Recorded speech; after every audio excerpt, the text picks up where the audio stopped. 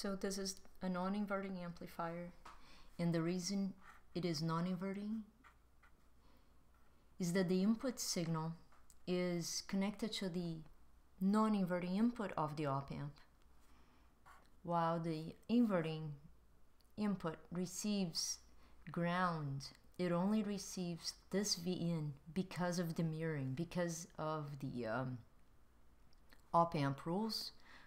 The two of them we have are that the current into the negative and into the positive inputs are both zero. So we're not going to consider these currents. So in doing the KCL for this node A, which is the usual method of solving these problems, we will only write I sub I equals I sub F, all currents coming into this node, equal all currents coming out.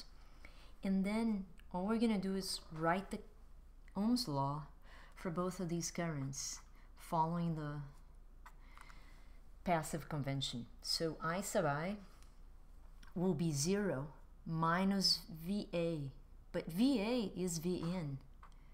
So we're going to write minus Vn over Ri.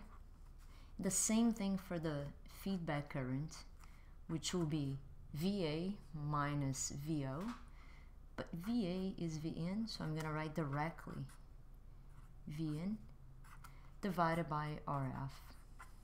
And now these three equations allow me to write the relationship between V out and Vn as requested. So minus Vn over Ri is Vn minus V out over Rf. And now I'm going to cross multiply, and I'm going to swap the signs of these both sides. So V out minus Vn divided by Vn is Rf over Ri. And now I'm going to take out V out over Vn, which is my objective. And this is minus 1.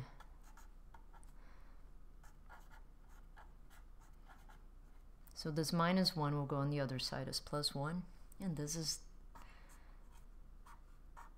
the answer to the question, which is a non-inverting amplifier always adds 1 to the gain, which is the relationship between the feedback resistor and the input resistor. So it's 1 plus Rf over Ri.